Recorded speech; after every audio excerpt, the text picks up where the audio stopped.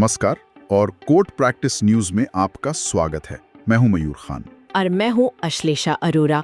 आज तारीख है 19 जून 2025। आज हम पिछले 2 दिनों मतलब 17 और 18 जून की कुछ सबसे अहम कानूनी खबरों और अदालती डेवलपमेंट्स पर एक गहरी नजर डालेंगे। जी हाँ, सुप्रीम कोर्ट से लेकर अलग अलग हाई कोर्ट्स तक काफी कुछ हुआ है। हाँ, तो चलिए शुरू करते हैं।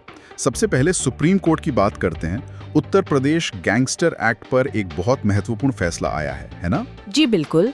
कोर्ट ने साफ किया है कि ये जो कड़ा कानून है, इसे आप सिर्फ किसी एक सांप्रदायिक झड़प में शामिल होने पर ही नहीं लगा सकते। अच्छा, तो फिर कब लगाया जा सकता है?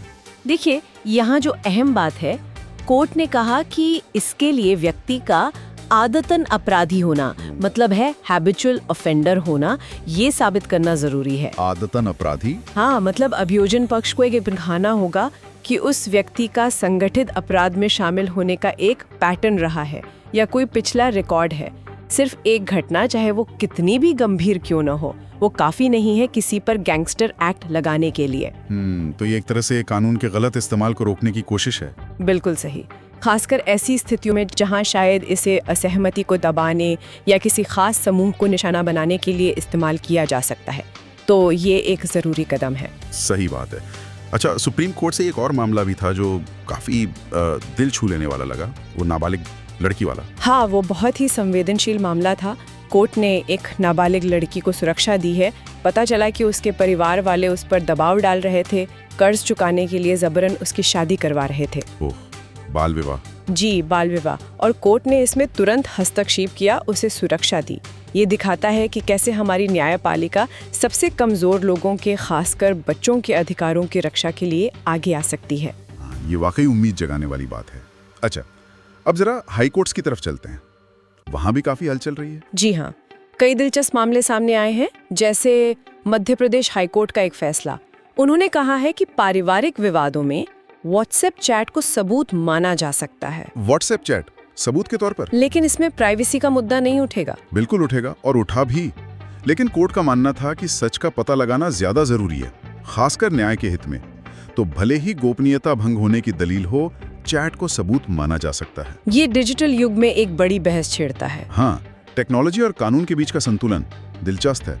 और क्या हुआ हाई कोर्ट्स में? हाँ, कलकत्ता हाई कोर्ट ने केंद्र सरकार को एक निर्देश दिया है। पश्चिम बंगाल में मनरेगा योजना को फिर से लागू करने के लिए कहा है। मनरेगा यानी वो रोजगार गारंटी वाली योजना? जी हाँ, महात्मा गांधी राष्ट्रीय ग्रामीण रोजगार गारंटी अधिनियम।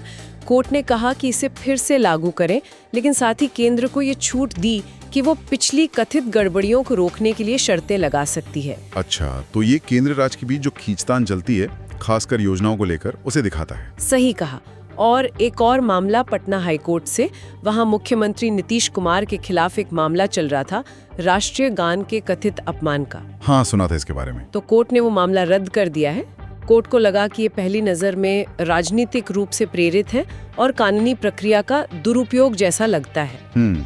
तो ये दोनों मामले, मनरेगा वाला और पटना वाला, कहीं ना कहीं राजनीति और कानून के बीच की जो बारीक रेखा है, उसे दिखाते हैं। बिल्कुल।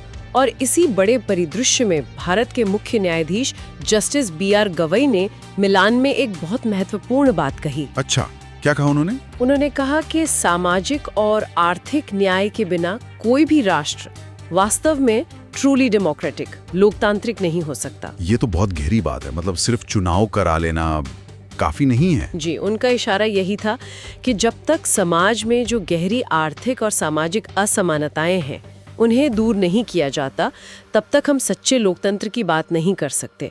और हमने जो मामले अभी डिस्कस किए, जैसे बाल विवाह वाला मामला या मनरेगा, वो सब कहीं ना कहीं इसी सामाजिक आर्थिक न्याय के ताने बाने से जुड़े हैं। सही कहा। ये मैं याद दिलाता है कि कानून का मकसद सिर्फ झगड़े सुलझाना नहीं है, बल्कि एक न्यायपूर्ण समाज बनाना भी है। बिल्कुल। खासकर भारत जैसे विविधता भरे देश में, जहाँ ये असमानताएं काफी ज्यादा हैं, तो अदालतों के ये फैसले, चाहे वो गैंगस्टर एक्ट की व्याख्या हो या कमजोरों को सुरक्षा देना, ये सब उसी बड़े लक्ष्य का हिस्सा है।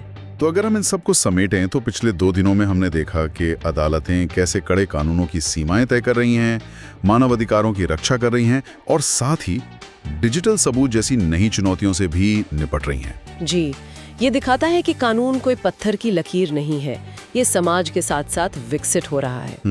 और यहाँ एक सवाल सोचने के लिए छोड़ जाते हैं। जैसे जैसे ये व्हाट्सएप चैट और दूसरे डिजिटल सबूत अदालतों में आम होते जा रहे हैं, तो क्या हमारी जो पारंपरिक कानूनी प्रक्रियाएं हैं वो इन नई चुनौतियों जैसे प्राइवेसी और सबूत की सच्चाई परखने के लिए पूरी तरह तैयार हैं? हाँ, ये सोचने वाली बात है कि भविष्य में न्याय सुनिश्चित करने के लिए इन प्रक्रियाओं को कैसे बदलना होगा। बिल्कुल। इसी विचार के साथ आज कोर्ट प्रैक्टिस न्यूज में हमें सुनने के लिए धन्यवाद। मैं हूं मयूर खान और मैं अश्लेषा अरोरा। फिर मिलेंगे।